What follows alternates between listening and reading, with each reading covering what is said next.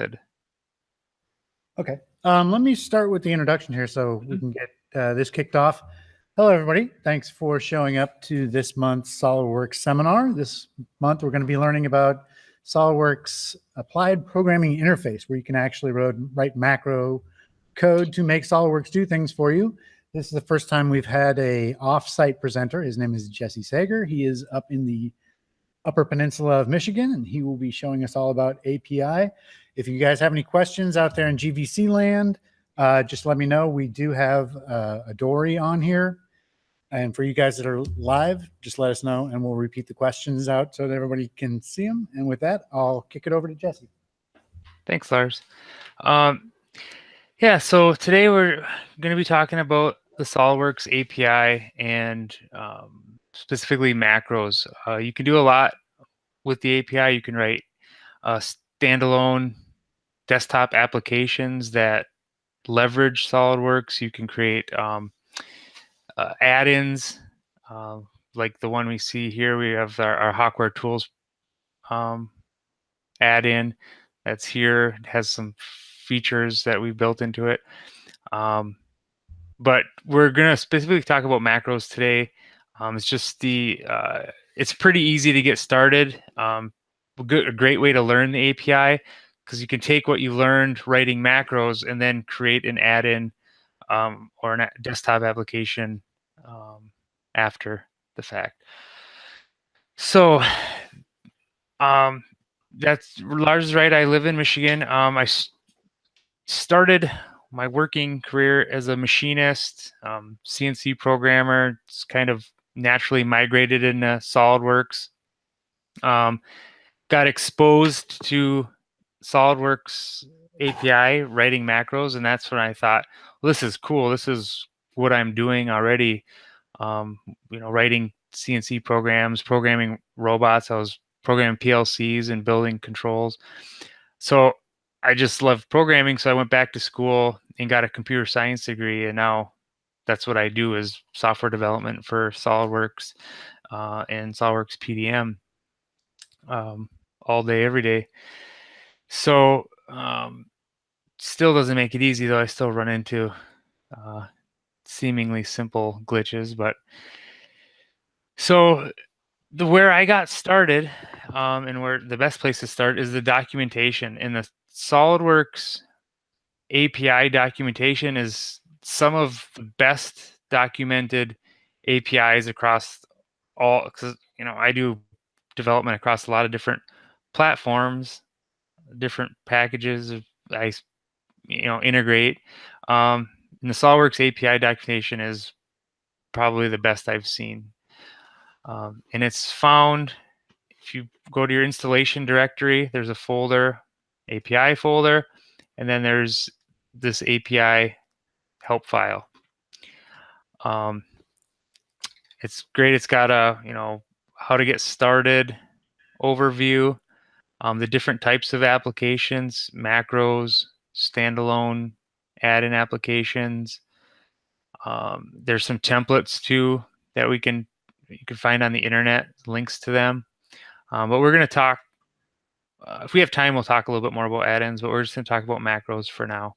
It tells you how to record a macro. That's what we're going to do, how to run it, how to edit it, stuff like that. We're going to go through that. But down here, the SolidWorks API, SolidWorks, it's organized by namespace. So you have this SLD works, SW motion study, the DIM expert, right? We're going to work in the SLD works namespace primarily. That's what you'll always use. In there you can see it's organized by common things, really. I mean, you guys know what a configuration is, you know what a component is, so it's really easy to kind of figure out what you're trying to do. If you're trying to work with a face, well, I bet there's a face interface. Yep, right here, face. So you can click on there, see what methods are available. So here's all the methods. You can get the loops on a face, get the area of a face,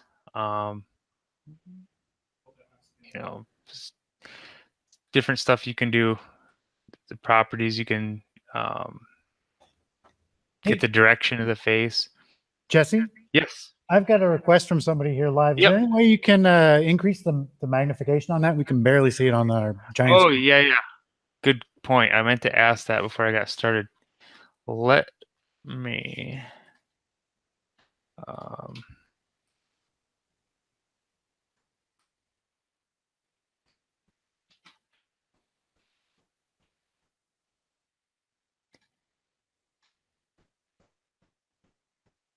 1920 by 1080 should be good, right?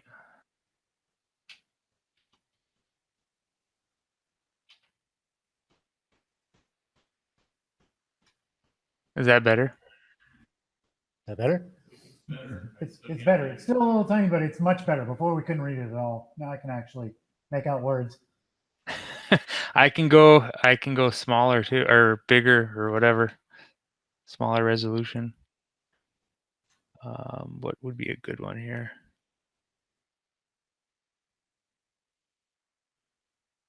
1600 by 1200.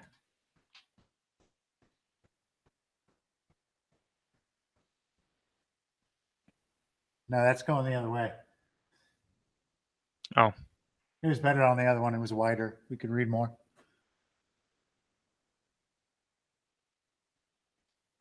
$1,600 by 900 probably. There we go. That's better. Better. Okay. This is going to be fun programming. But it'll be fine. Okay, so kind of show the help file again. It's, organized in these chapters. We're going to deal with this SLD works namespace. This is where you'll find these interfaces. Interfaces are in this presentation are synonymous with classes. So we can use class and interface synonymously here. So there's all these interfaces to access the objects in SolidWorks. So how do we get started writing macro? Well, first thing we can do, let's get this out of the way, is we can just go to Tools,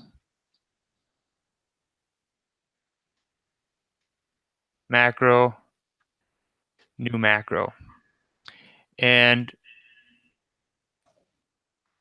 we'll call it Macro 1, that's fine. And this is what you'll end up seeing.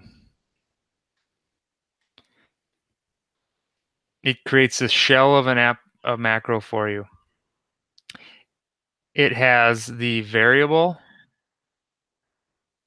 and this is the type. It's type object, and then all the macros start in this main method, and then here it's setting that variable to application.solidworks.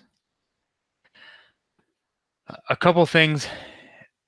First thing I want to point out is a lot of this, when it sets this to object, this is a VB thing. It's called late binding, or you call it like generic type, or it's not, or weak type rather. It's not setting it to the actual type it is that, right? You would expect it to be some type in here.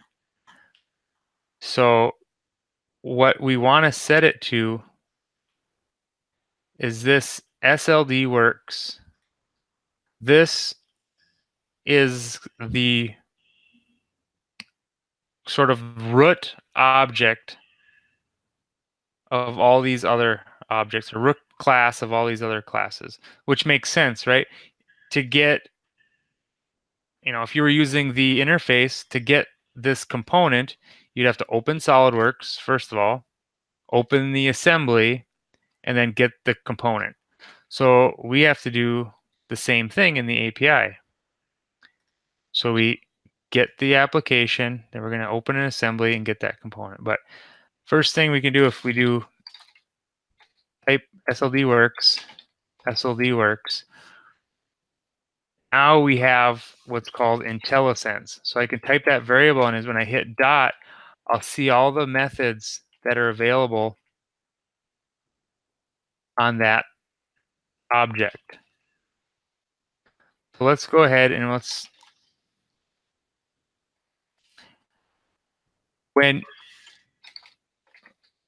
say we want to get the active document.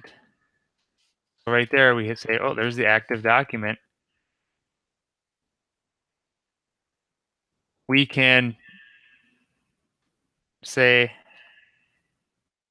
we go to the overview, the properties, active document, and we can see the type that it returns. So now we're getting into how to read the documentation for the API.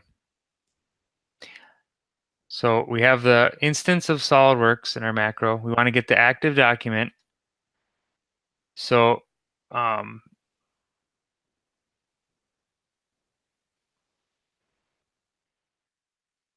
it tells you how to use it, and then it even has some examples down here.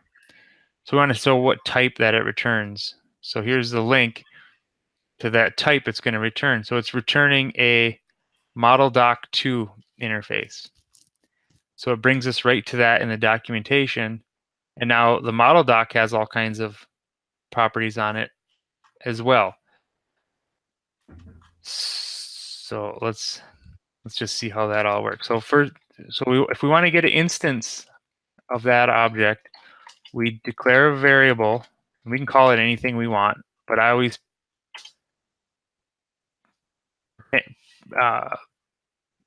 append the SW or prepend the SW, and then what kind of type it is. So it's a model as SLDWorks.ModelDoc2. If I want to set that,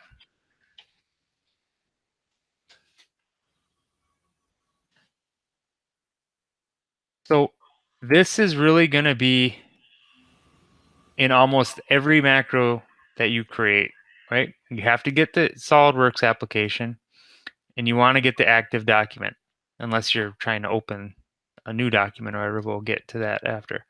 But now that we have that document, now we can do stuff to it. So let's do that. Let's just say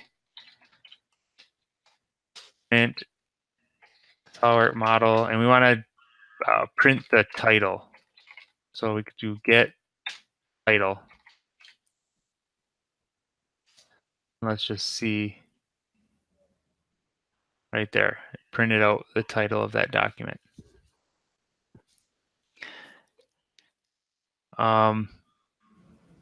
Is there any questions about that so far? No? That makes sense, Lars? Do you think you can write a macro now? You're assuming we have Visual Basic installed? So what was the question? The question was, are we assuming that we have Visual Basic installed as a... That's a good question. Yeah, so when SolidWorks is installed, this Visual Basic for applications is installed with it. This allows you to create SWP files.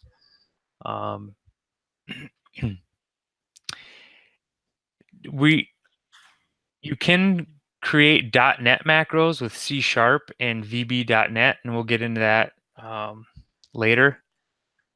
But this is really the easiest way to get started writing VB macros. A lot of this too will translate well, so you can quickly pound out this macro, kind of get the functionality of what you want, and you can kind of, it doesn't translate automatically, but just by looking at it, it translates pretty well to C# or VB.NET. A lot of this you could probably copy and paste to VB.NET. when we create a new macro, it'll automatically launch this application, which apparently we all have. Yep. You go and without any sort of setup, linker, path setting, any. Right. So the question was, is this is how we do it? You just start it up. It is, there is, if you turn on the macros like he was showing you, there's a macro recorder you can hit and it'll just start up. It does have the program loaded when it loads. Yep. SolidWorks. We're going to create a bunch of macros. So you'll see me opening, closing the macro editor and recording macros and stuff like that too. So hopefully you'll get familiarized with it. So this is like the super simple macro here. So let's do that. I'm trying to think. Let's get into a little more complex macro. That's gonna be quite a bit more complex, but we need to, let's say we want to create a drawing for this with 3 views and a bill of material. Because that's a pretty common task. Wouldn't it be nice to just have a button that said create a drawing for this? So that does a lot. Maybe I'm not sure exactly, especially I'm not sure how to insert views or position them or even insert a bill of material. So that lends itself well to the macro recorder. So up here in this toolbar, I have some buttons. If that toolbar is not there, you can go to Tools, Macro, and Record. So now it's recording. So everything we do is being recorded by the macro recorder. So let's go ahead and say make drawing from assembly. Yeah, this looks good. And let's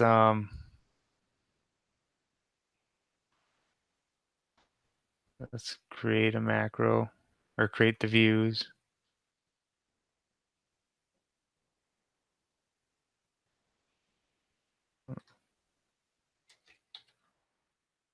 Okay, and we'll insert a bill of material.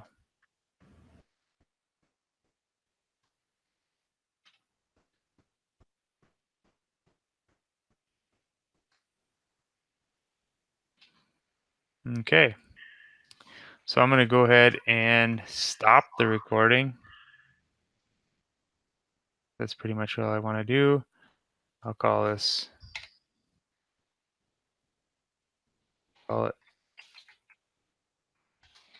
create drawing macro.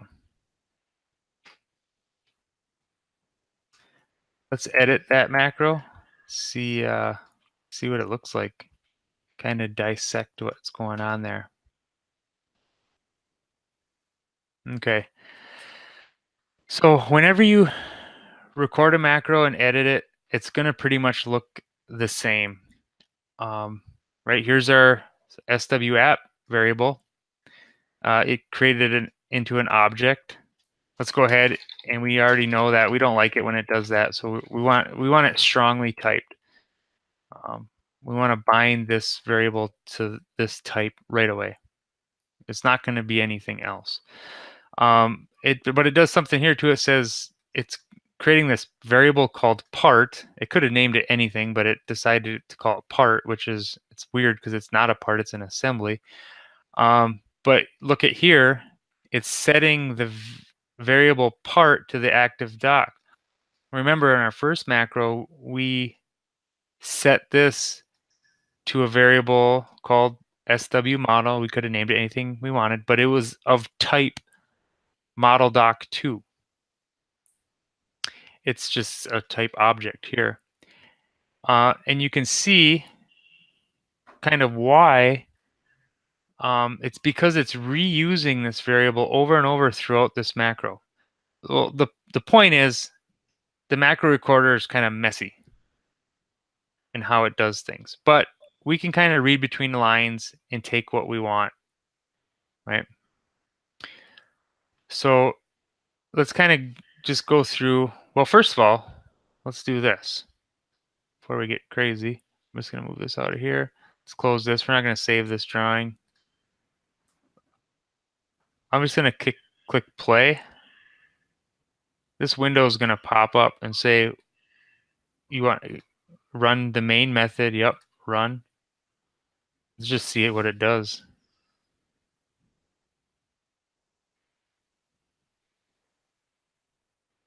Oh, we have an error. So let's click debug. And what does it say? I hit play. Object or variable not set. Debug. If I hover over, if I click, sometimes if I hover over, it'll kind of give me some information of these variables. Oh, right here. So active view is nothing. So drawing part active view is nothing. Why? Well, it didn't create any views. And because I went through this, I know why already. Let's see what it does. It got this far, right? It created the new document from my drawing template. Did some stuff here, not sure what it's doing, don't care. Set the template. Here, generated the palette views. Yep, did it do that? Yeah, it looked like it. So here's all my views here. But it never created the first view. So right here it says part.drop drawing view from palette, drawing view 1. Huh. Well, there is no drawing view 1. Don't ask me why the macro recorder did that, but I have a sneaking suspicion I can just rename that to right if I want.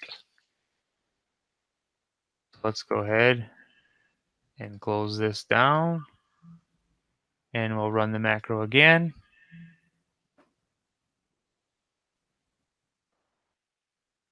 This time it went without any errors.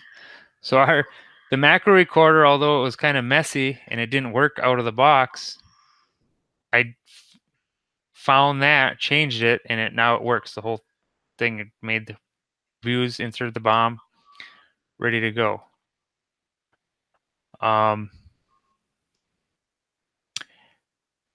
I could spend time cleaning this up. I could probably should, but it actually works pretty good. Now let's say here's one thing though that we do have to fix. Is this only works on this assembly, right? Assembly depth stop. This won't work if I send it to my coworkers and they use it on their assemblies. It's gonna always create a drawing for that assembly. So it has to be dynamic. So to get this path is actually pretty easy. So up here where we get this part, we don't need this route manager. That's another thing the macro recorder did. So let's create a new variable, and we will set that variable equal to part dot. Now we don't get the Intellisense because part is of type object. So we don't get that handy Intellisense that pops up, which is really annoying, but we have to go use the documentation. So we know it's a model doc, even though in the macro it's set as an object. The model doc has a ton of methods, and I could go through here and try to figure out which one it is, but I can just hit Control F, and I'm going to say maybe path. Right here, get path name. Gets the full path name for this document, including, that's exactly what I want, right? And click on it and just kind of see if it tells me anything. Oh, let's try it. Part.get path name. And then here, I'm going to remove all this with the quotes, get rid of them, pass in the variable that I made. Let's close my...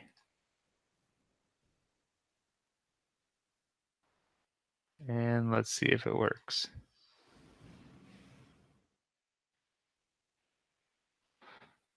It works. Let's see if I open this, if it'll make a drawing of this.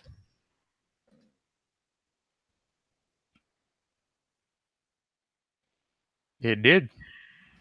Kind of the messy, but if we tune it up a little bit, that'd be a pretty useful macro. So is there any questions on this part?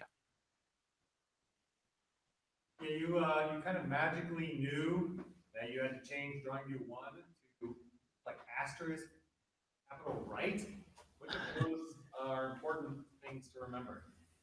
Yeah, well, let me try to explain my thought process. When I was, putting this together, trying to think, well, what kind of macros am I going to show them?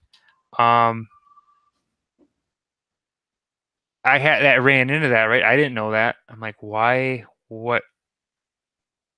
isn't it working? So I went through the same thought process, right? I get down here and it says object not set. So I know that this active view isn't set, and I noticed that none of the drawings or none of the views in the drawing were set. So I know the macro worked up into a certain point. So it really narrowed it down, right? All this jarblage here.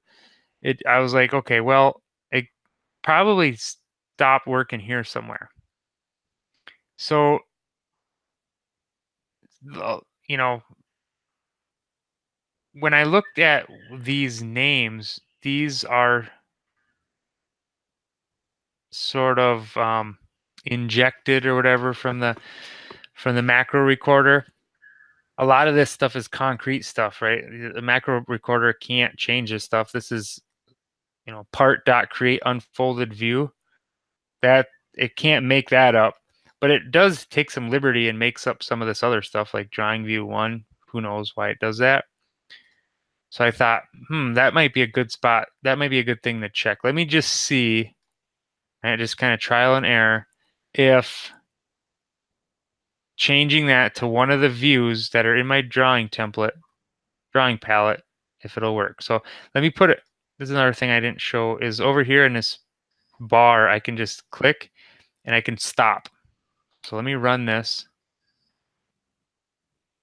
and it's going to stop right here.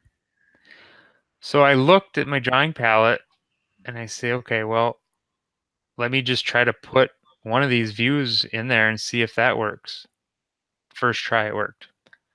So yeah, it's not so much memorizing all these little things, but just kind of getting good at figuring out what's going on. Does that make sense? Yeah, I suppose you could go to the documentation for drop drawing view from palette too. Yep. Yeah, you could definitely go there. So,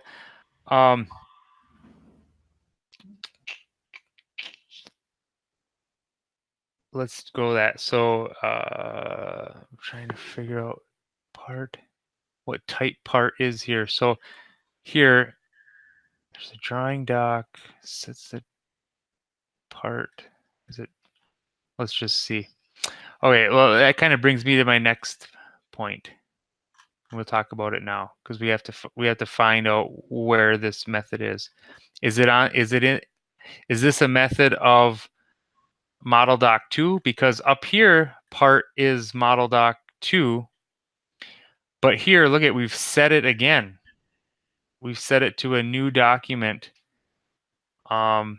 here, and now we have this new type drawing doc, and I'm like, I don't know, if the macro recorder's got a particular way it does things or whatever. I know I have a particular way I do things, and it's not this way. So, but I do know that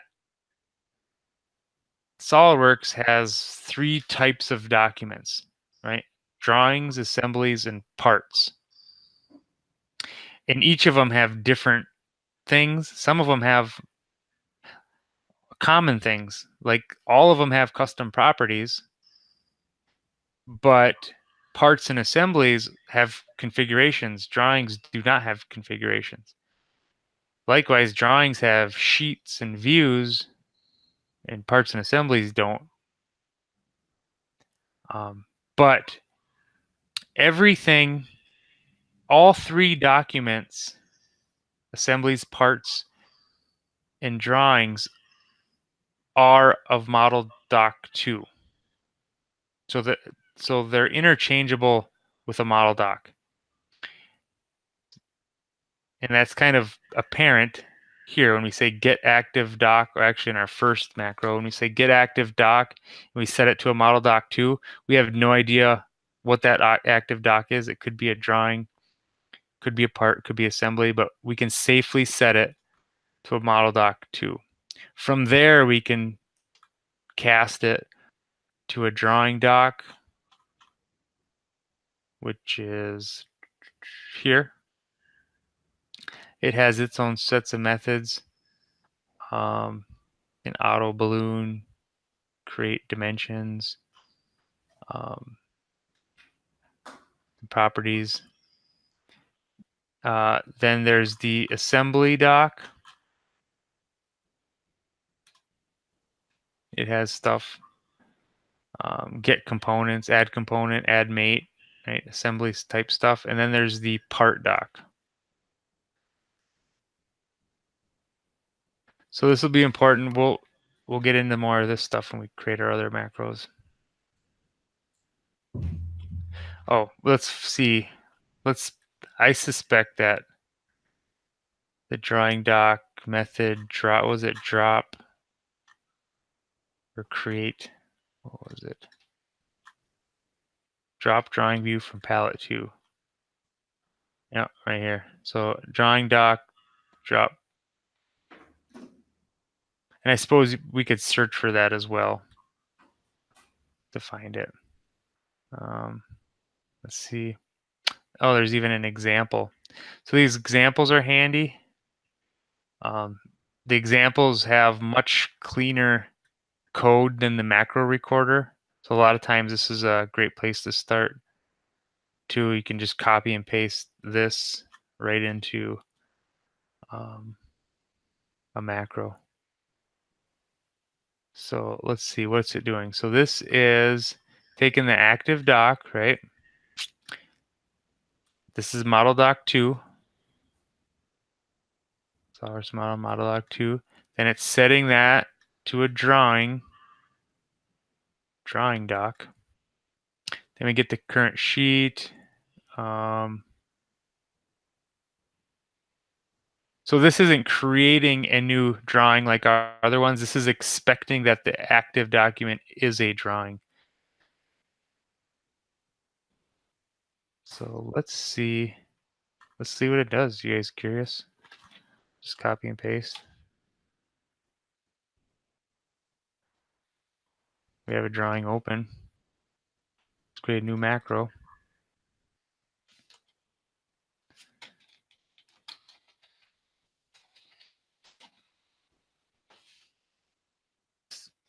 Paste it all.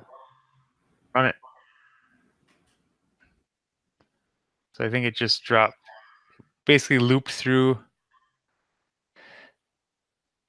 Oh, here's what it did. It looped through the views in the drawing palette. So, and if it was current, it was isometric, and if it's front. So basically just put in those three views. So put in the current view.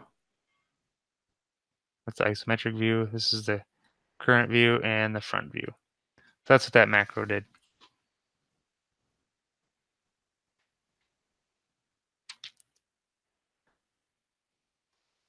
So any questions on that?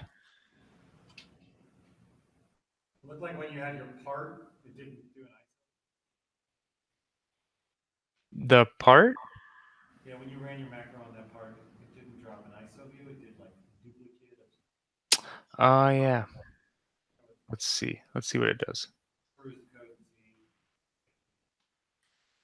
method that isn't supported by the part.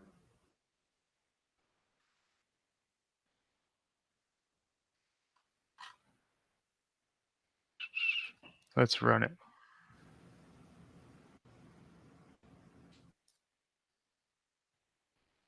So I think I know why. Because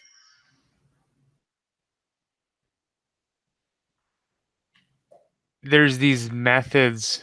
So it drops the first view, right, the right view. Then it selects that view.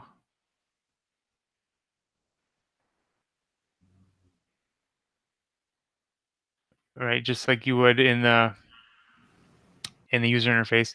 Then it creates an unfolded view at these values, and these values are in meters. So almost all API calls that require some sort of value are in meters. So even if you're like designing a part like a block or cylinder and you design in inches, in the API you'll pass those values as meters. So you can see it's a very small number. It's 0.008,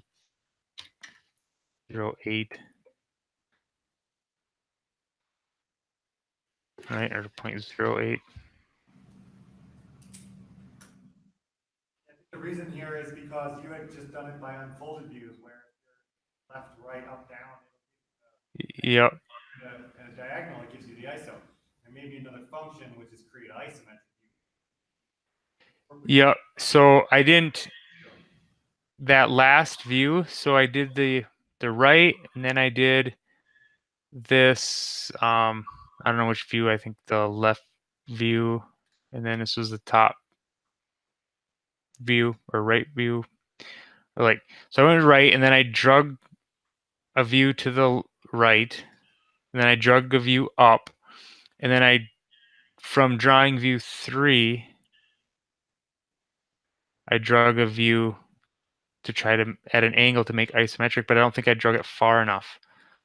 So that's what I was saying. So maybe if I increase these numbers, I might actually, the view might actually work. Let's see.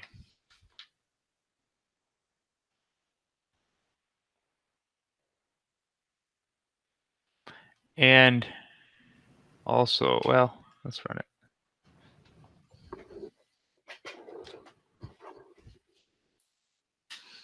Where'd it go now? There it is. It's way up there. So just by increasing those values, then I forced the isometric view.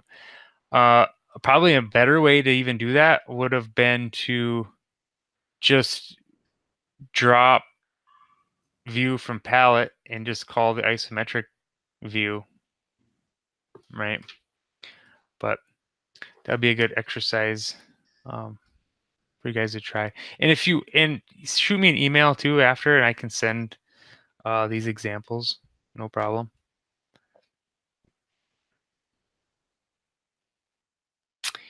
Any questions? You guys feeling encouraged, ready to write some of your own macros yet?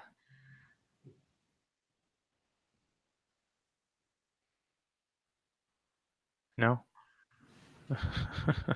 Honestly, it feels very fragile. I have a feeling that doing this overwrite documents that you don't even have open happening from something. Yeah,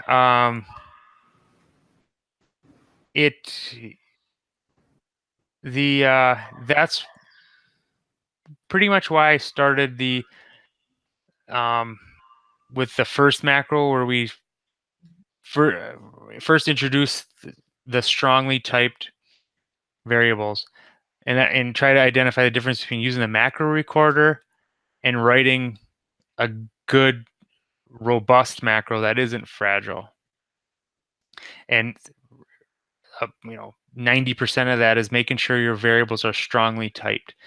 So the macro recorder is great. Like I use it especially for this thing, because I'm not exactly sure what's all going on during a new drawing creation, stuff like that, setting the views in the reference model. Macro recorder worked great for that. Other than that, you got to write it from scratch. And we're going to get into some stuff too where the macro recorder just won't record. So we'll have to rely on the documentation.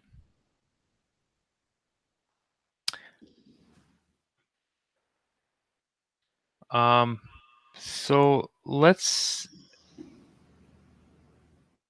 actually, let's create a macro that's kind of useful, I think is useful. And let's say I want to be able to select this component, and then I want to open the folder that that component is in. So, I mean, I can open the part, but I mean, I want to open the Windows folder that it's in. And to my knowledge, SolidWorks doesn't do that I know of. And there's no way to record that macro either. That wouldn't record those steps. So we have to write a macro for that. So hang on, here we go. So first thing we're going to do is create a new macro.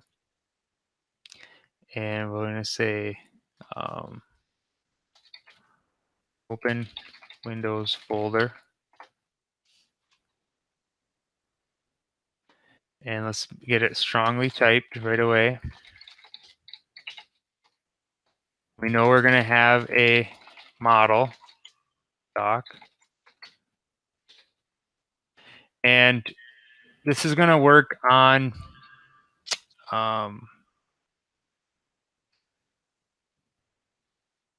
assemblies. And we're going to have a selected component. So let's create a macro for that. We're going to have a SolidWorks component.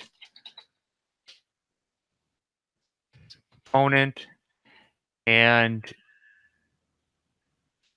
to get that selected component, let's use the documentation, show you how we're going to do that. So let's search here and say, just type selected component. A lot of things come up here. I'll sort these by location because I really only care about the ones that are in the API help. I don't care about the ones that are in eDrawings help or in the enumerations.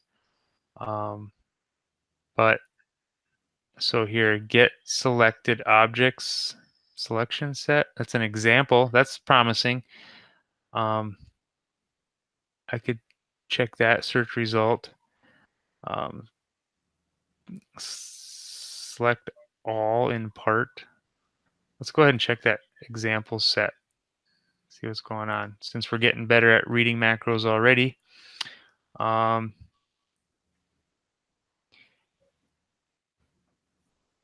this isn't exactly what I want. So let's see. Let's try to select all. What does it do? Opens macro. Selected. Well, let's see what's going on here. Well, I know I need a selection manager.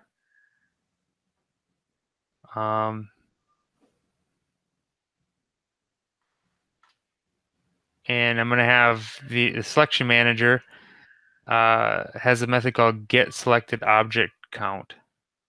Well, let's go check out what the selection manager has to say. Oh.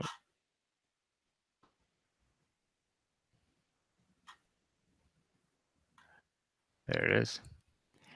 So selection manager has some methods. Get selected objects has get selected component. But how do I get the selection manager? And if I go to the overview tab, all these classes, all these interfaces have this overview. And then they have this section here called accessors. And that tells you how to get an instance of that object. So right here, what it's saying is on the model doc 2, there's a property called selection manager. So I can click on it and it'll tell me how to get it. Just say selection manager. Cool. Let me go back and let me go back to the methods and see this get selected objects component. That's what I want. I want to get the selected component.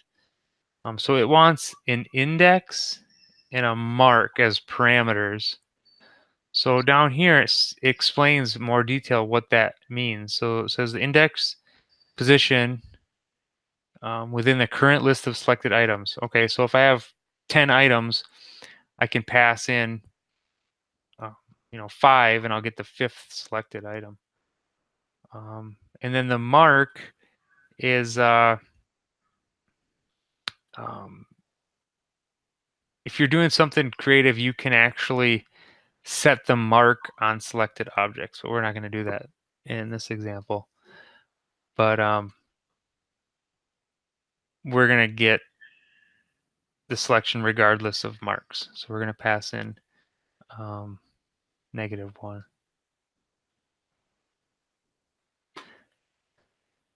So okay, so we need a selection manager.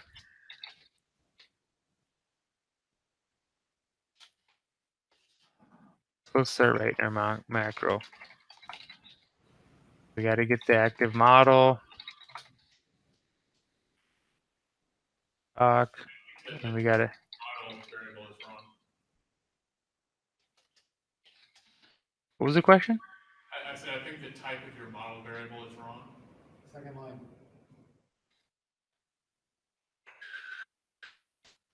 Oh yeah, you're right. Good catch. I was like, not working. That looks better. Selection manager. Okay, and we want to get the selected object. So we can go component equals get selected called components first index, and we're going to pass in -1. Now it's handy to check if there's actually a component selected. So if we're going to go say if not SolidWorks component is nothing, then do something. Else, we're going to send a message to the user. Say, please select.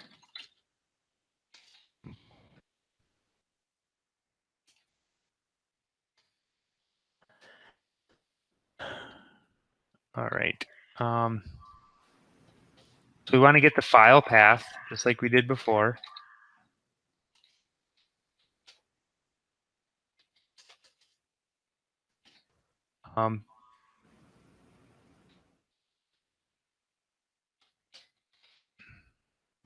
SolidWorks component also has this method path name. Now we have the file folder path of that. And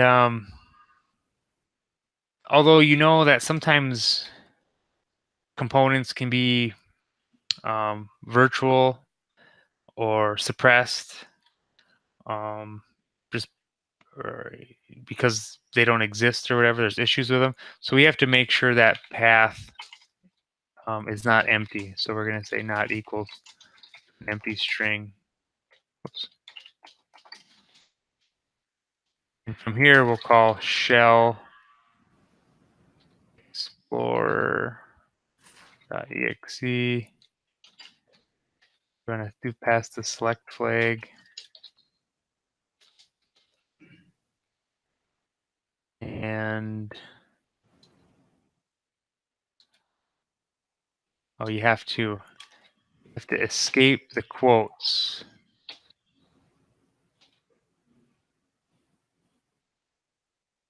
Right, yeah.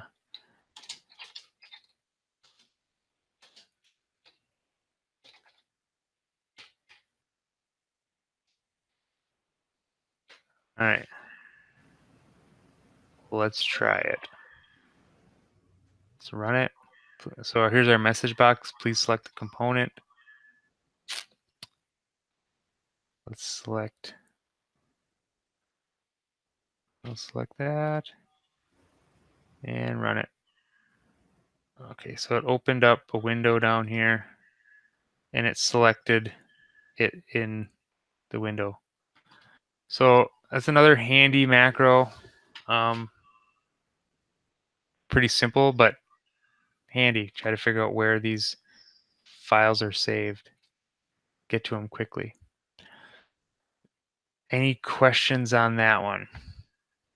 So just a general question, I noticed that there's a lot of similar API calls with numbers at the end of it. Is that how kind of backwards compatibility is maintained, that whenever there's new API revision? Yep, exactly. Yep, and you'll see in the methods list, they so get selected object, get selected object 2, 3, 4, 5, and you'll see it's obsolete here. And that's what I was saying at the beginning when we were talking about if your macros will continue to work, is these methods will stay here.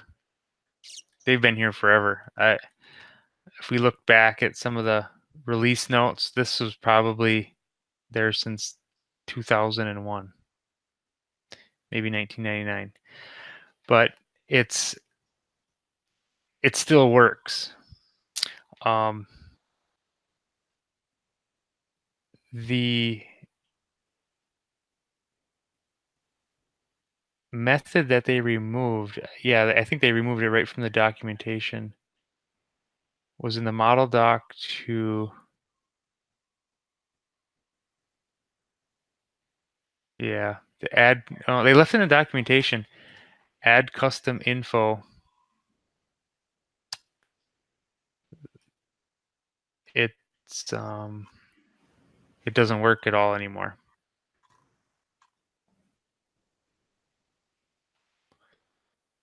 So if you want to add custom property, you have to get the custom property manager.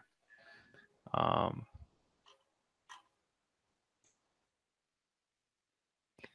you can call, here it is, methods, and you can call add custom property. So we'll get into that too. So yeah, to answer your question, that's to maintain backwards compatibility.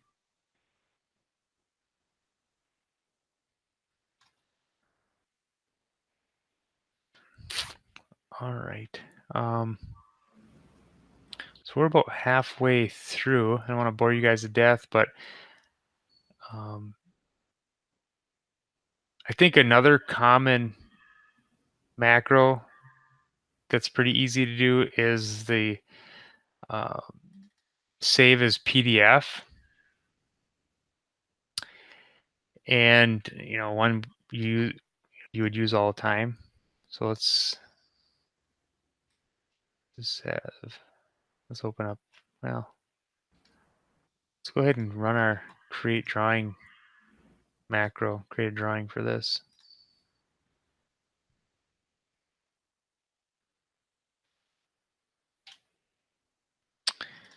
Okay, so let's say we want to create a PDF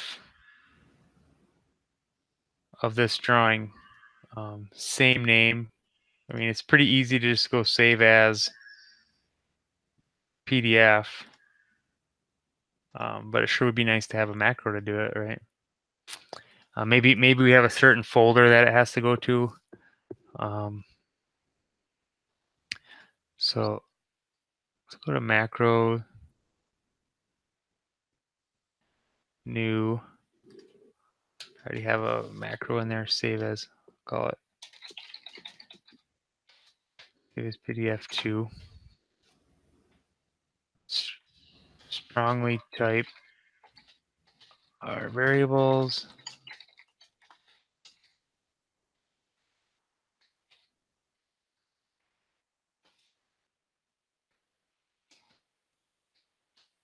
Hit the instance.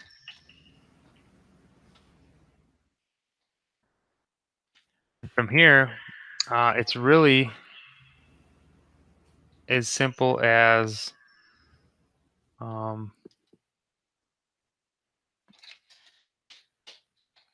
calling save as and passing in the new name. There's other methods like you can like the save as to. Save as, you can see it wants the new name. Save as to wants the new name. You know, you could save as copy, silent, stuff like that. Save as should work fine for us. What we want to do is just replace the extension with PDF. That's really all we have to do. So to do that, let's call left, and we got to pass the string in. So the string is SolidWorks model dot get path name. The length that we want is, let me try to explain what we're doing here.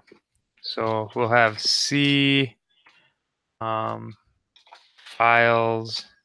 1, 2, 3, 4, 5 SLD PRT or something, ASM DRW, doesn't matter. So we want to get this part of the file name, of the file path. So we want to get the left part all the way up to there. So we're going to go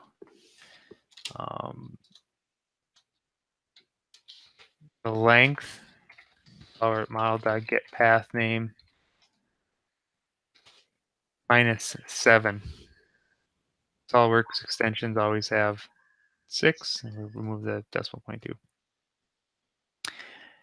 Well, and then we're going to append .pdf.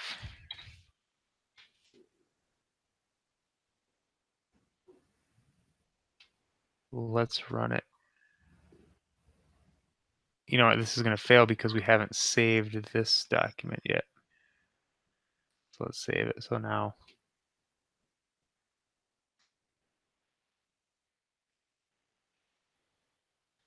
my components folder. Here's my new PDF that was just saved.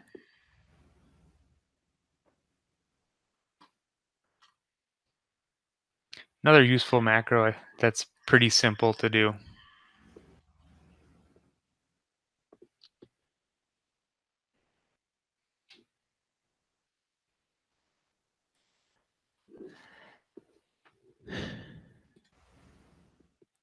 Okay, so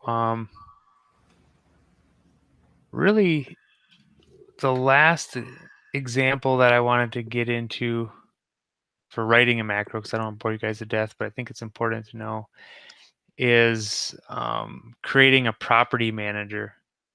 So being able to create, you know, selection boxes and stuff like that over here. Just like, you know, if I was to edit this. So how do you create these controls over here, these drop downs? So the use case that I'm thinking of is, you know, it's nice. I can right click on here and I go document properties and I can change the units. But what if I wanted to change the units on my entire assembly? Or maybe I just want to change the units on these selected items here. It'd be nice to have a macro to do that with, you know, a property manager where I select the components,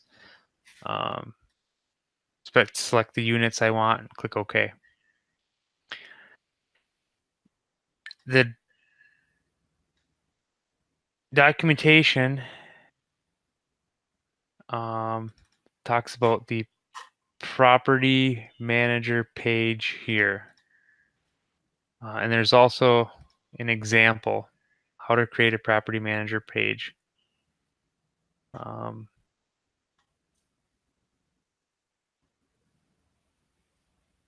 It even gives instructions: copy and paste the main in your project, insert a class, And we'll go through all that, how to do that.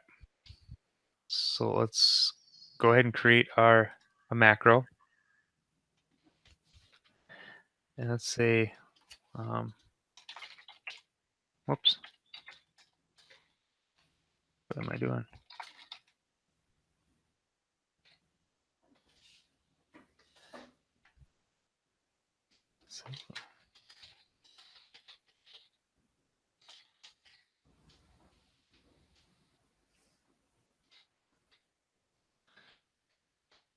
Our model.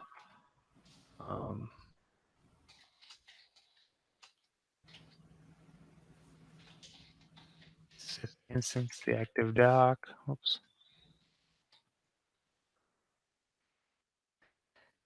So here, look at the documentation. Things look good here. We don't want to open a doc. We already have one set. But right here, we're saying set property. They have a variable up here called PM. They called it class 1. Their type, we're going to call it something smarter than that. But down here in the main method is what I'm looking at, is then they just set that to a new instance and call pm.show. And then down here, this is all the code for what they're calling class 1. But let's go ahead and copy all the code for what they're calling class 1. Control C. Here I'm going to right click, insert class module. And I see why it automatically named it class 1. But down here I'm going to call it prop manager. So I know what it is. I could call it my prop manager or whatever.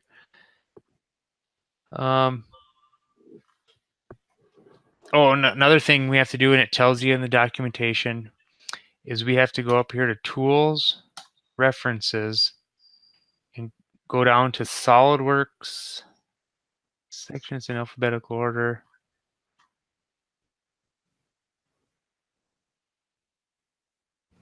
SolidWorks 2018 exposed type libraries for add-in use.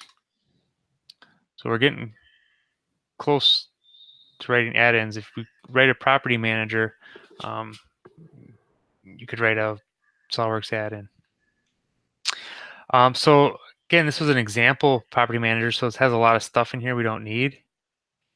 But here in this class initialize method, let's see what it's doing. So first thing it does is it sets the page title. Let's change that. We don't want it to say. Before we change anything, let's just run it.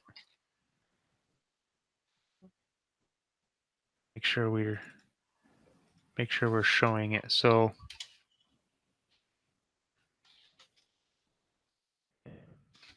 prop manager as prop manager.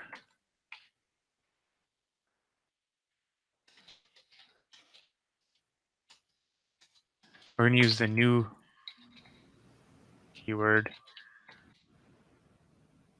create a new instance of it. You don't really use the new keyword in SolidWorks. That's a good point. Remember, the API is like hierarchical. So once we have the SolidWorks application, we can get the active document, we can get the reference configuration, we can get the custom properties. There's never a point where you would ever say, I want to create a new, a new instance of a part doc.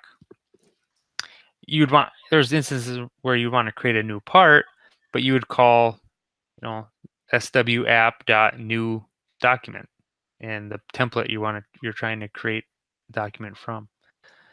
And then you would have an instance of your part. But here we're going to create a new instance of our class. We're going to call show, just like the documentation showed. Let's run it and just see what happens. Oh, so right here it says SWApp not found. So we're in our prop manager class and it can't find SWApp anywhere. It's over here in our main module, but we've declared it.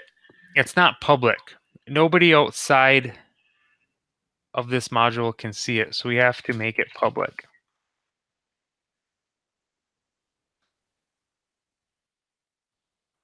So look at it, it's opened up. This is a sample property manager page. It's cool. Looks good so far. Close it. So again, variable not defined, PM equals nothing. Oh,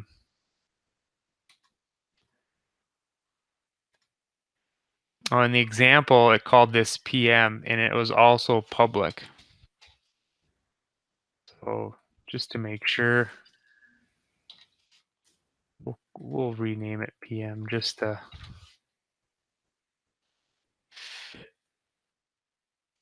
the example. Let's run it, see.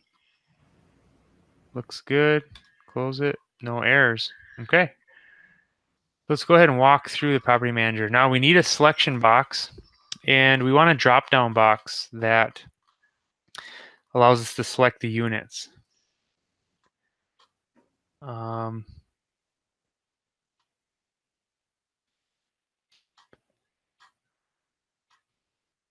Let's rename here. Change units. Here it set some options. The options look good. There was an OK button, cancel button, allowed me to pin the property manager page.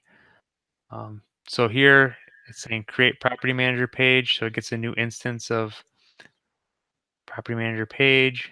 If everything went good, then we come down here and we start adding controls, add a new tab. That's fine. I called it application, but we'll call it minutes or something.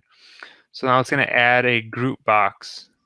So let's say we'll say select components. So here it's going to, on this tab, it's going to add a group box. And it's going to add 2 selection boxes, but we only really care about 1. So here we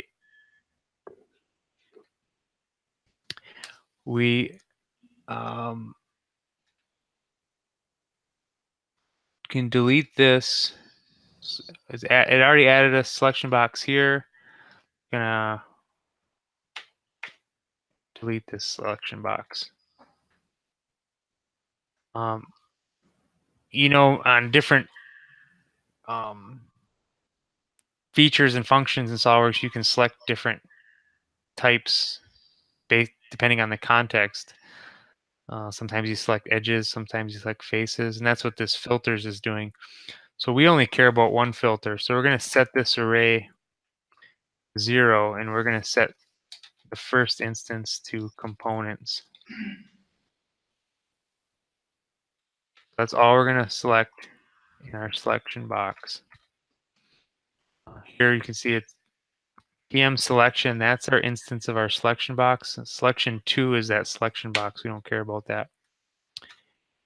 We do care about the combo box. We'll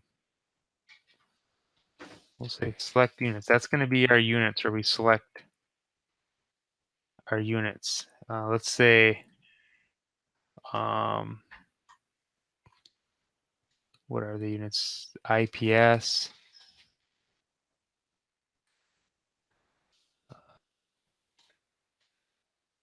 MMGS. Oops. MKS.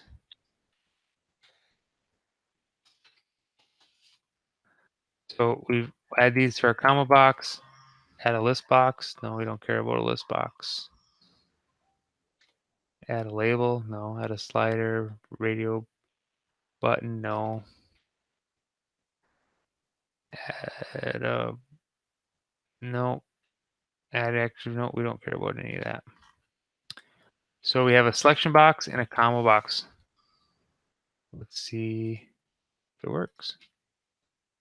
So that looks good. I can select components. And I can select that. So there we go. Now we just have to add the code to change the units of the selected components. One thing though too is I want to be able to not only change the components of this, change the units of the selected components, but I want to change the units of the actual assembly too, or at least have that option. So let's add that option. Let's add a combo box, and we'll, or not a combo box, a checkbox. Kind of follow this pattern up here.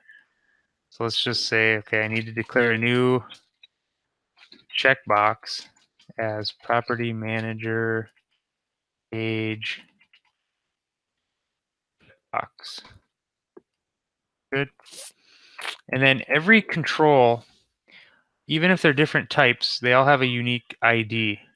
So we'll just go down and say, okay, a checkbox ID will equal 16. It's the next ID. Seems good enough. So let's go down here, and after our combo box, we'll say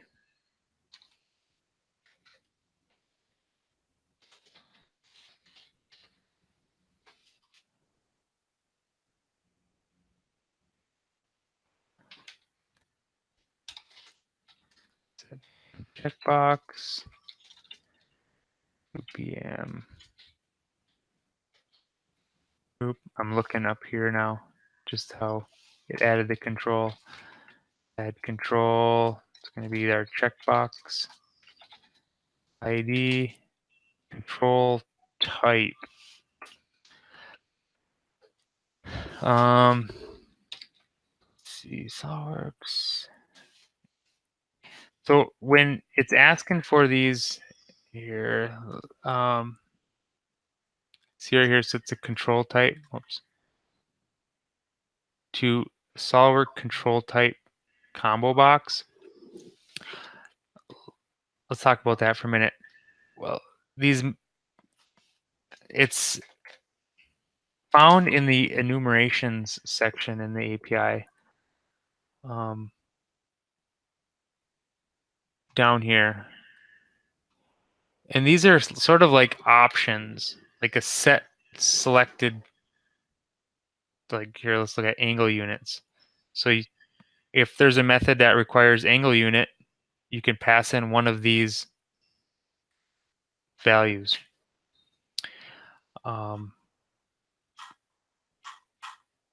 So I'm pretty sure we want the property manager control type.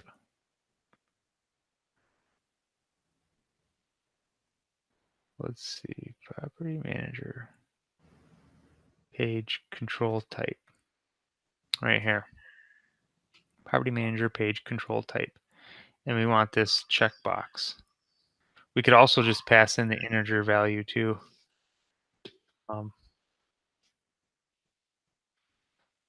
Let's just pass that in. So then we want the caption is going to be include document. I don't know, include the current document. So left align, so that's another enumeration. So it's going to be property manager control left align. We'll say left edge, I guess.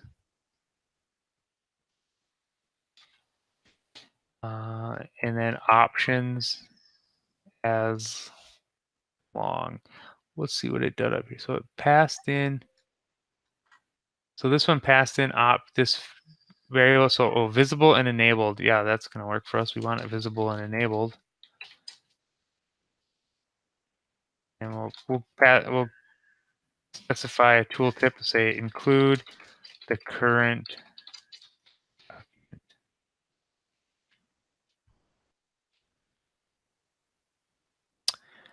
Okay, let's run it and see. So there's our checkbox. If I hover over, include the current document. Looks good. The alignment's kind of weird. Let's see if we can fix that. So we said left edge. What were the other options? Indent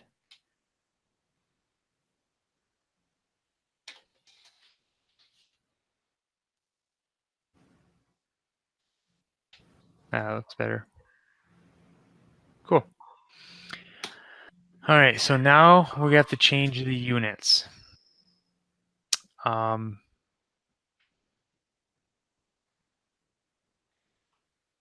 In the property manager page, there's all these handlers, like after activation, after close, stuff, places where you can put some code to say do something.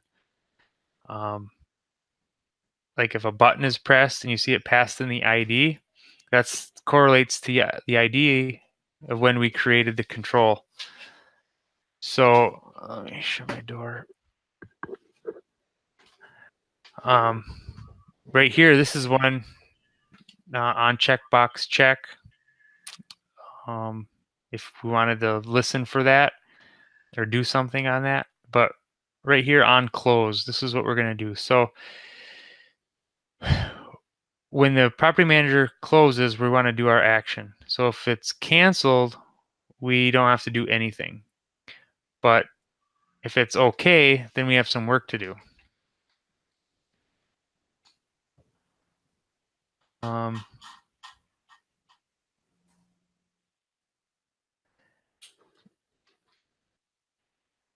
So let's we have our current document already in this method, but we didn't make it public. So let's make it public. Now we have it. And we can go ahead and create a new selection manager. Remember, we used the manager to get the selected components. So we need another one of those. And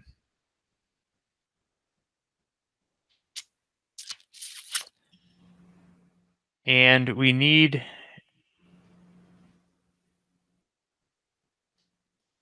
to loop through the selected components. But this could also be ran on a part. So one thing before I even do this, we should check to see if we have an assembly or if we have a part. So let's call SolidWorks model get type equals, and I can get, so what because I have this memorized, but I can get to those enumerations. I don't have to keep going back to the documentation to look them up. If I go SolidWorks document types E, if it's assembly, then run some code. Else if our model dot get type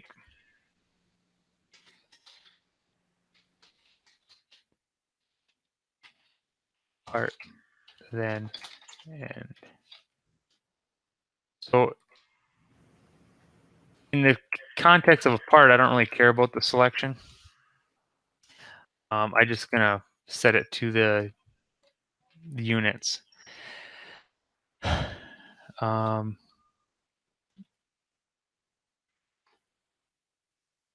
how do you change the units? Well, let's check to see if the checkbox is checked. So I can go PM checkbox dot checked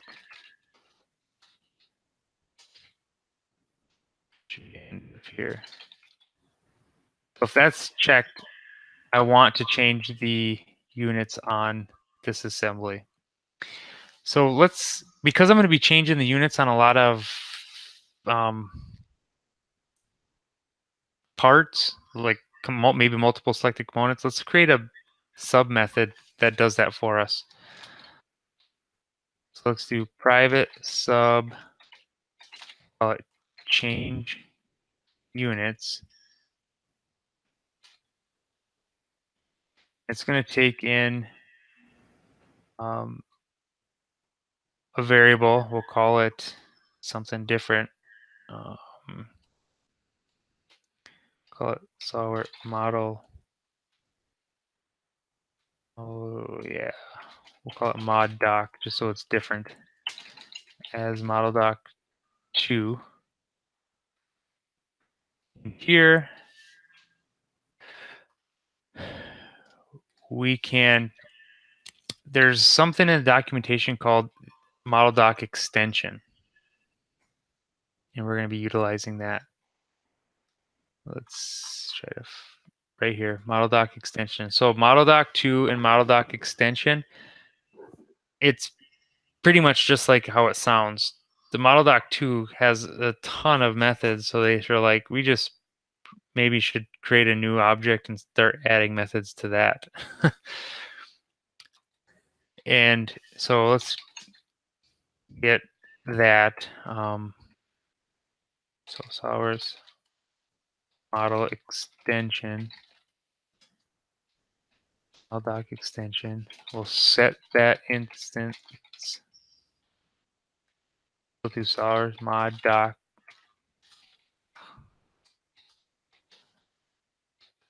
extension, and then on that we can set user preference toggle. Then we want to set which user preference. So this is another enumeration. Whoops. Preference. Integer value. We want to set the units.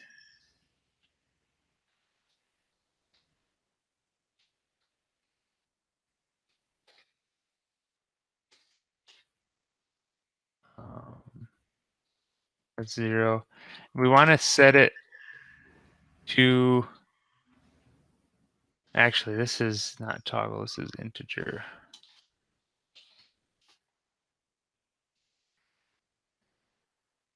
To some value. So let's just set it to, I don't really care right now. We know the user can select the units, but we'll just set it to IPS for now just to see if it works. So we got our method done.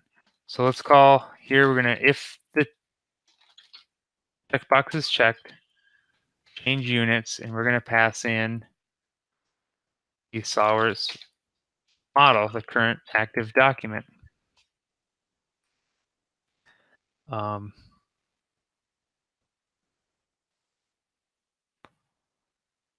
see if it runs. So if I include this, click run, ran without errors. Let me set the, did I set the units before? So it's IPS now. So let's set it here, just see if it works.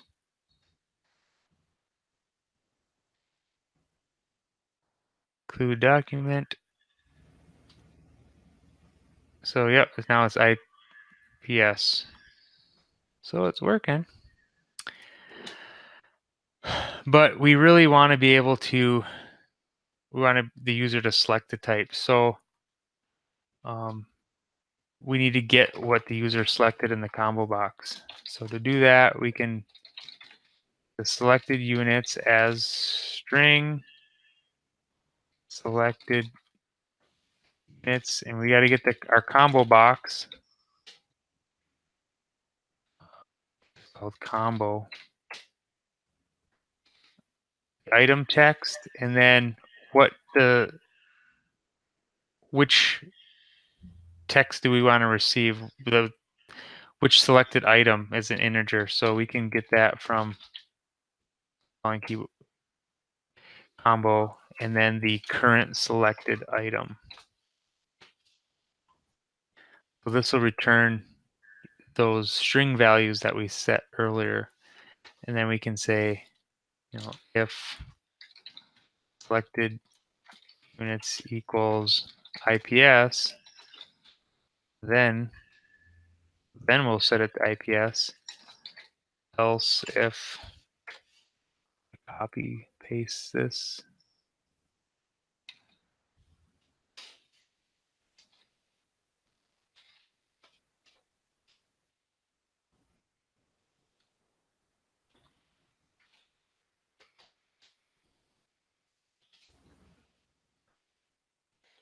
so GS.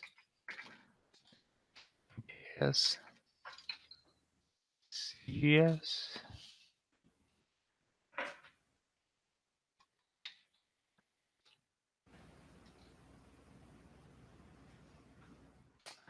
And we're going to set it, well, if they selected that, we'll set it to MMGS. Yes. Let's see if that works. So I want to select these.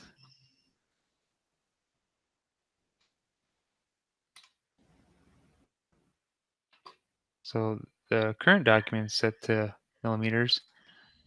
Let's go here.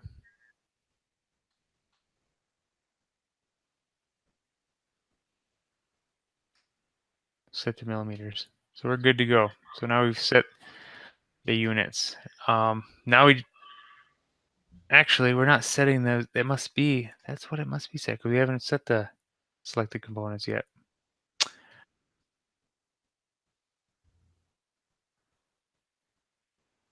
Let's set that to inches. Make sure it is doing what it's supposed to do. So we want to set it to millimeters. This should still be inches.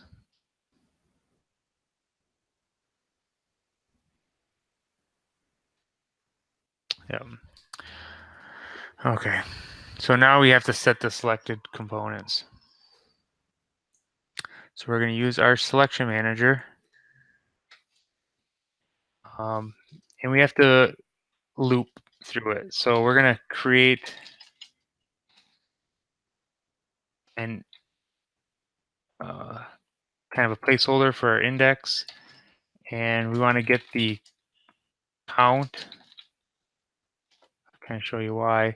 We're going to set the count to the SolidWorks cell manager.get selected object count. Just as a random question. Yep. Will this go out and look at what components are selected out in the document, or is this looking at the control that's selected them in the property manager?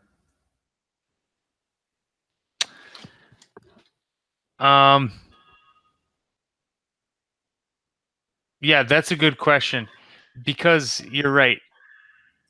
If we wanted to, so say you had multiple selection boxes, and in the model view, you could have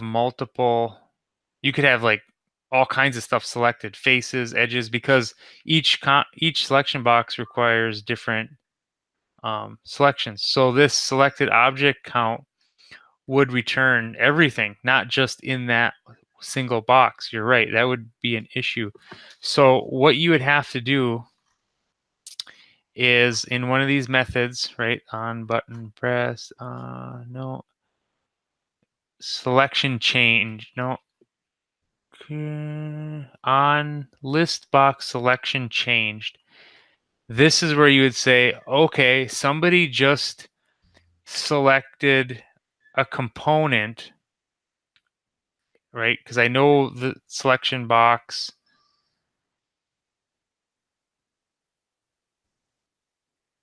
selection ID 3, selection 2 ID we're not using, right? We're only using one selection box. So it was 3 in our case. So you'd have to say, well, if somebody just put something in selection box with ID 3, where the heck did it go?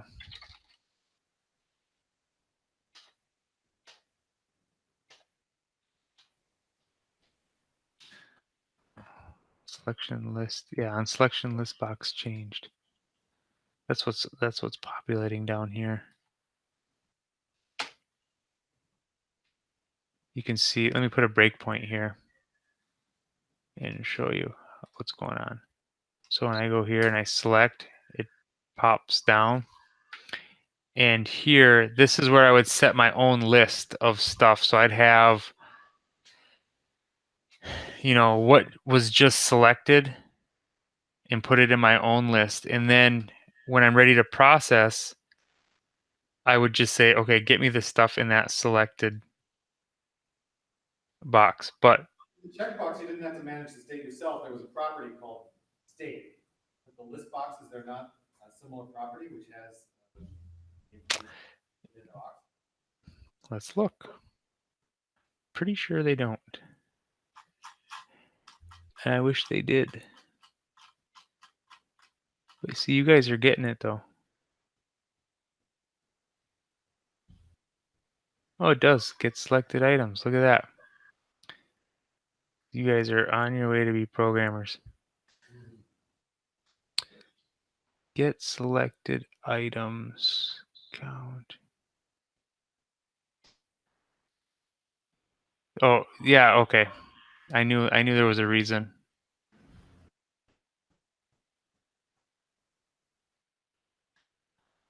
This one does. Okay, so that's why. Okay, so there's two methods here. Gets kind of confusing. There's I get selected items, and it's only for in-process unmanaged C++ stuff. So we're not going to get into the C++. There's some different things you can do with C++, like really get into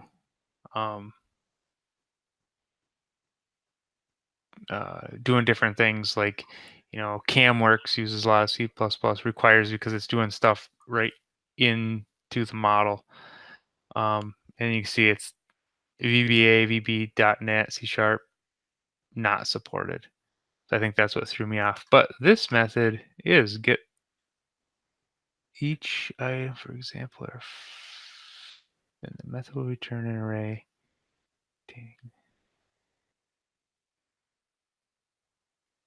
Each item is a zero-based index into the list of items. Yeah, okay, well, that's normal. All right, let's use that. Let's do it that way then.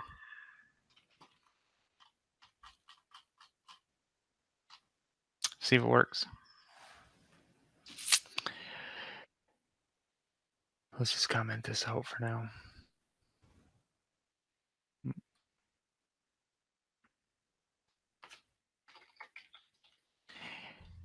Create a spot to put our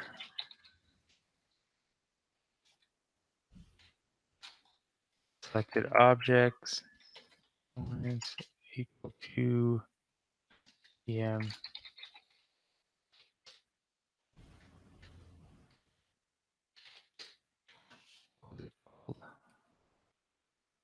selection.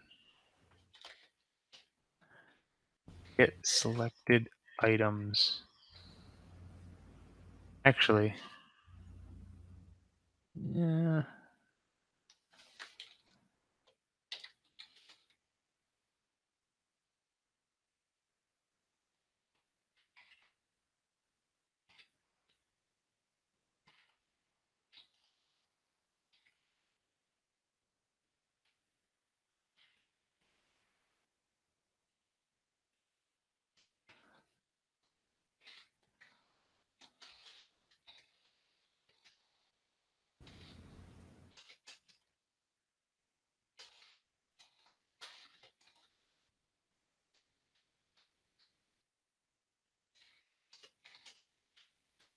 Let's see if this works. So dim SolidWorks component as component set SolidWorks component equal to B components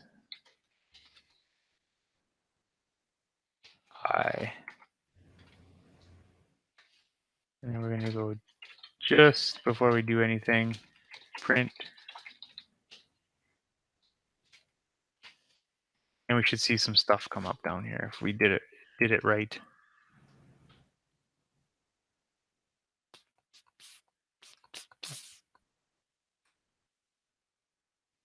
Oh yes, I wanted to show you guys this. Okay. See how everything's grayed out up here? And I can't close SolidWorks. This is an open issue that I haven't resolved with SolidWorks yet. When doing property manager development, if the property manager doesn't close properly, for example, your macro crashes or you stop it with the editor, SolidWorks just hangs. There's like really nothing you can do other than kill it with Task Manager.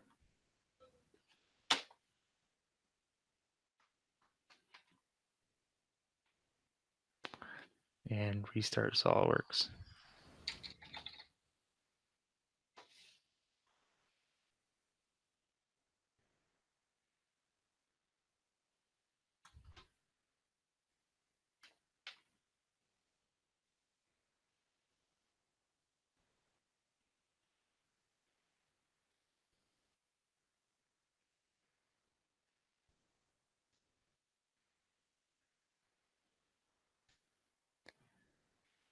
Tools.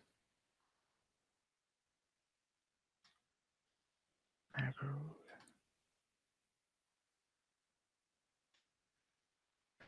Back in business.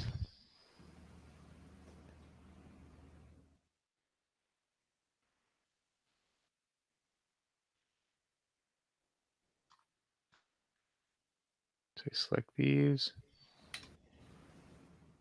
here. Something didn't.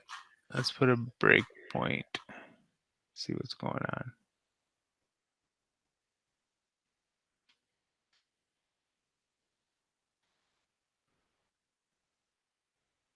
So I have two items here.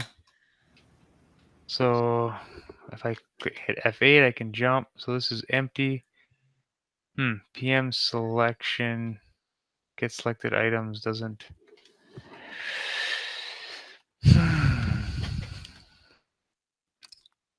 Let's run it through and look at the documentation.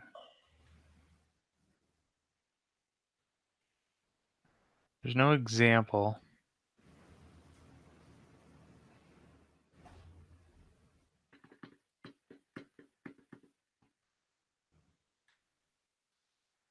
Like you can select items within the selection box.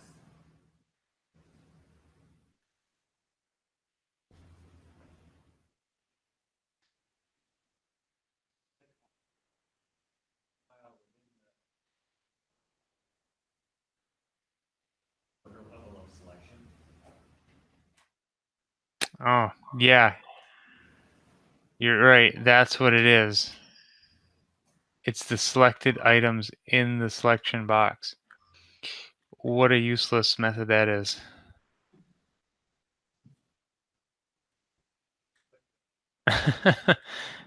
Okay.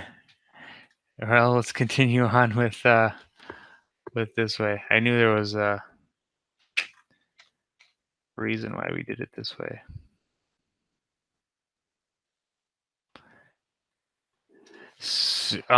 So yeah, kind of we did a circle there.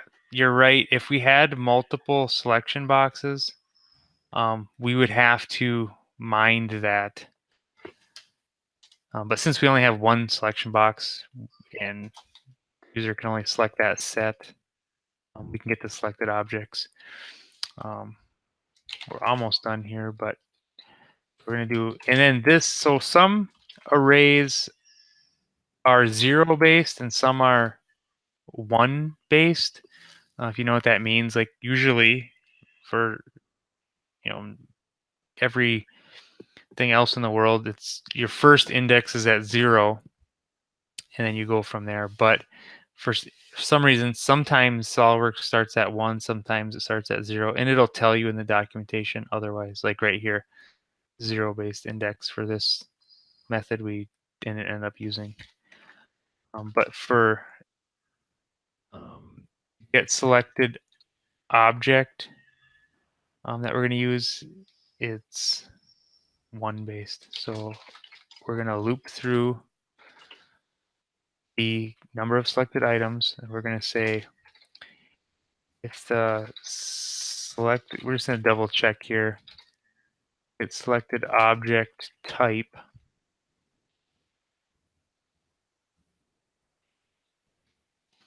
as the index equals to SolidWorks select type SolidWorks cell components.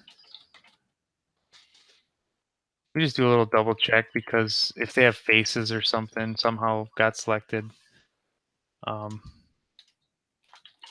Oops. Component, we're good to go, so we can safely set SolidWorks component equal to SolidWorks cell manager get selected objects component. I'll pick 4 index, and then remember we're going to do -1. Then our change units method. We're ready to change units finally on our component. So change units method, and then it wants a document, but we only have a component. That's okay. From SolidWorks comp, we can call get model doc 2.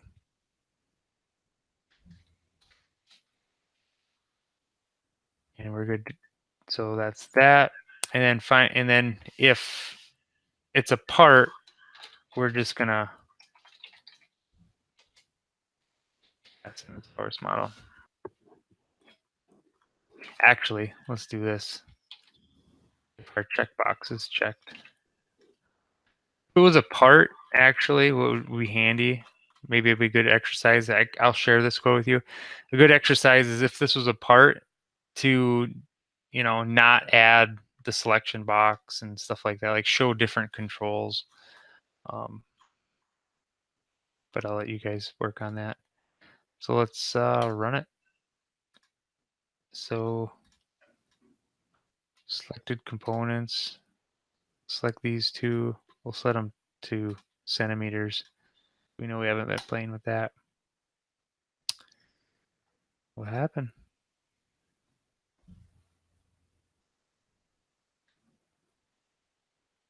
Did I not? Something not working? Oh, I know what it is. You guys see it? I'll give you a hint. Let's run it through. So it runs to here, and then I'm going to hit F8, and then it just goes away. We never set the selection manager.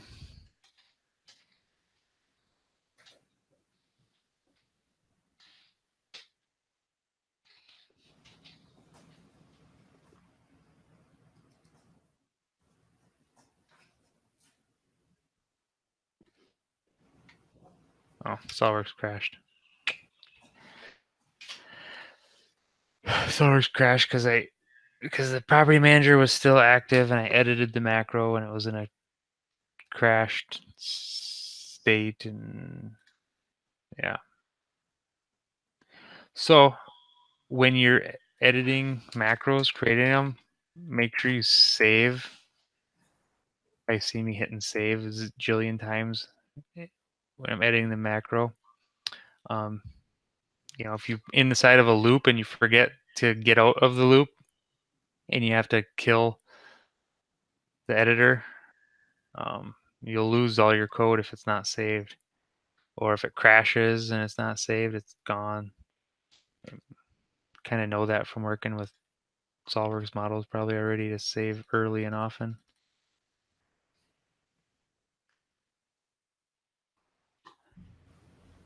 So let's run it. Whoops, run it. Select the components, centimeters. Let's see, did it change it? In the lower right, you don't need to go through all this. There's a little box in the lower right corner. Oh yeah, right. See, you guys use SolidWorks every day. All right, so that's so it seems to be working. Is there any questions on property managers? I want to know how you can turn that into a button. Oh yeah, okay. So up here, you can see I have this tab. So you guys know how to use Like if I can say new tab. I do a new empty tab, and I'll say Google macros. And then from there, I want to go to the commands macro, and I want to do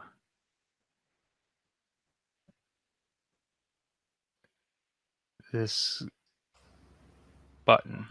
So when I drag that button, this little window pops up. It says, okay, well, what macro do you want to run? And I want to run my new change units. It'll say, what method do you want to run? If there's multiple methods.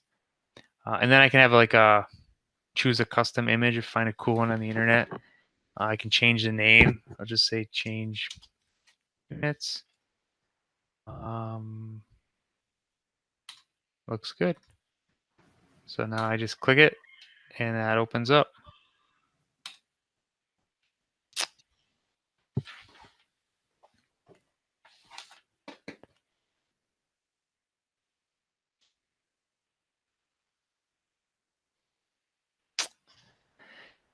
Cool. So that's macros in a nutshell. I suppose I can introduce you quick to like .NET macros. If you went here and say I want to create a new macro, and you specify the different file type, so C#. Click save. You can record in C# too. Is it going to open it? It's doing something. It opened up Visual Studio. This can be quite refreshing to program in Visual Studio as compared to that Visual Basic editor. It's going to be a lot of the same stuff that we learned. This is C#. You could do VB.NET, be the same. But it's the same thing, right? Here's our main method. Here's our SolidWorks app variable. If you have trouble getting the .NET macros to work, shoot me an email. I'll give you a hand. There's a little bit of a trick in 2018, and it explains exactly at the top what to do. Right here. So SolidWorks macros, Visual Studio tools for applications. That's what you're. That's for creating .NET macros. And how to install it, install VSTA and stuff like that. It's all in the documentation. Anything else you want me to get into? Got a little while yet. I have a couple of minutia that I just sort of noted, and I'm sure. Yeah. I'm engineer, not a software engineer, so maybe these are dumb questions. Uh-huh. At one point you wrote is not, and at another point you did less than greater than in order to. Oh yeah. And then also you sometimes passed parameters within parentheses, and other times left white space. Does it matter or? Those are good. Those. Just such a friendly programming language that you can do either of those things. Yep, it is. You're exactly right. The Visual Basic, it is. There's some things that are finicky. So,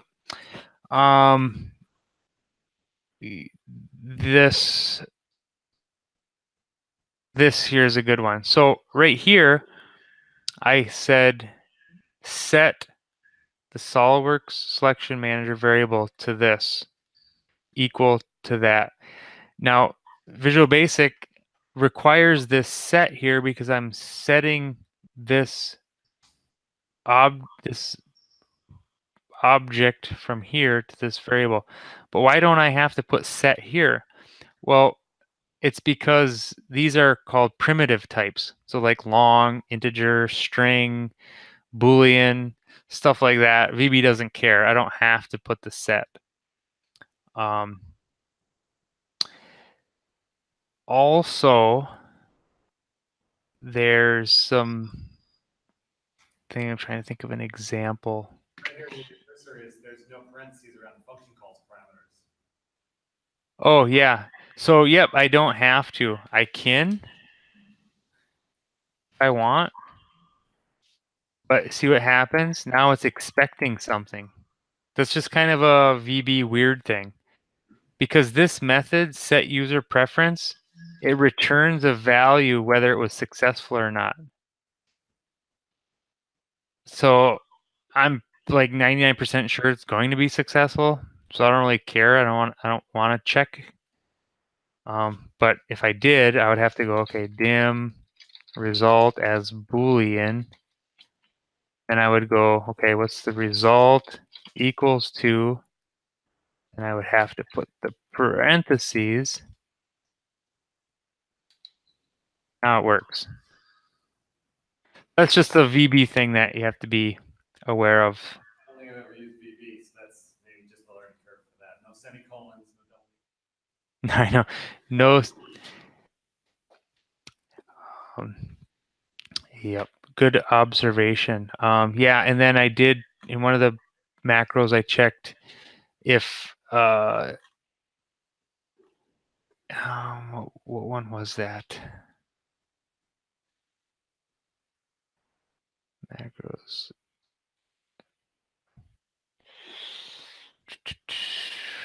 We wanted to check if the path was browse to folder, I think. Open window here.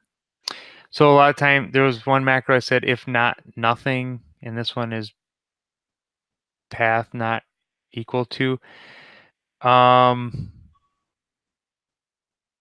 This I'm checking for equality. Like I want to make sure the path is not equal to empty. In the other instance where I said if not path is nothing, whoops.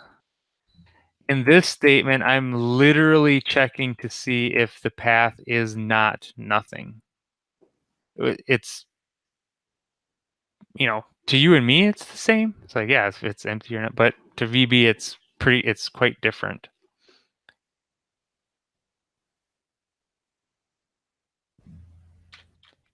Answer your question.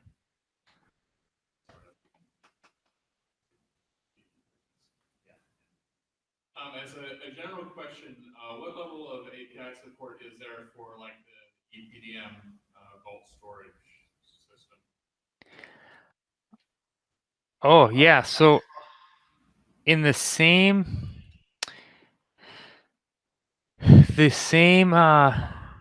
folder that this is located in, there's the API GB file. That's the PDM help API English. And it's organized quite the same way. It's also very well documented. It is considerably more complex though. It makes some things that are hard easy, but some things that are supposed to be really easy are really, really hard. I'm trying to think of an example. Things that way you thought the vault behaved, you really get intimate with it using this API. But likewise, there's a root object, right? The vault. The SolidWorks API just had that one instance or one class of SLDWorks. You can see the vault is constantly getting new, all the way up to vault 19 now. They keep adding more and more stuff. Copy tree method. These are new features that are coming out every year. They keep stealing our ideas and putting them in PDM too, but that's okay.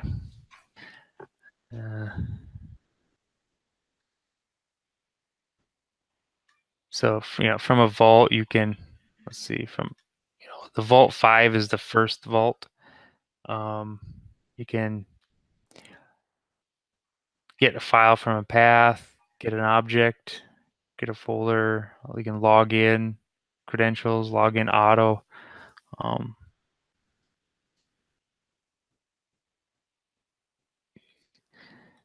So yeah, maybe we should do another PDM conference if you guys really want to be bored for a while. Yes, today you showed us a lot of on manipulating files in terms of the metadata, or creating drawings and setting units, that sort of thing. Is the API useful for editing part geometry as well? Oh yeah. Yes, it is. Let me see. I think that's all I'm looking for. I mean, that's what I came here expecting today. Is like coming out to do cool array of custom features, something within a model geometry. Mhm. To know that that's also, those methods exist and it's also a useful tool for that sort of thing is all I'm looking for. Yep.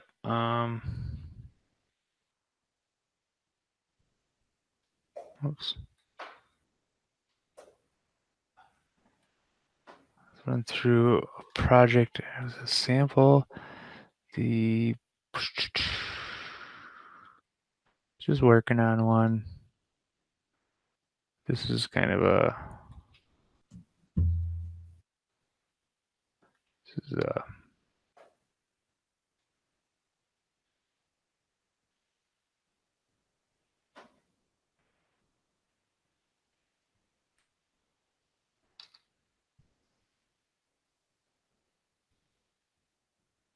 No, bear with me. I don't think this macro's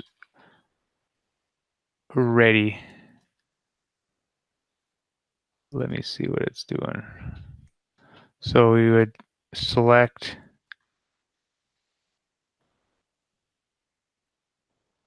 Yeah, it's not ready. Let me see if I can show you. Let me see if I can. Oh, do I have it? Tell us I have a. what What's that? would it have done? Yeah. This one would. So say you wanted to create a body like a punch or something. To press that. Looks easy, right? Like, oh, just like. But there's quite a few steps. Right? So you have to like select tangency. Offset 0.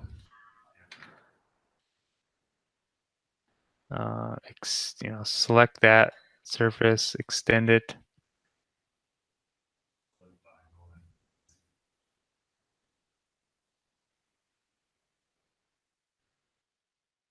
Let's see. Just like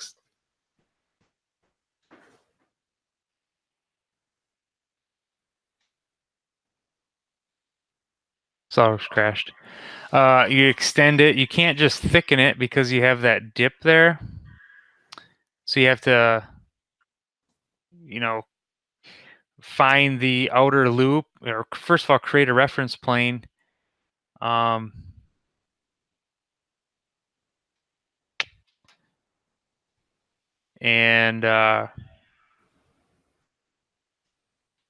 convert the exterior edges of that new surface body extended onto the new plane. And then you can extrude up to that surface because then it'll terminate on that surface.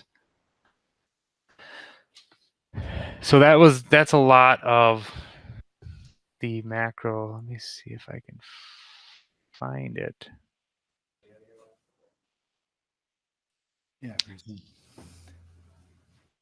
Jesse. Yeah. Jesse, we're running out of time on our room. Okay.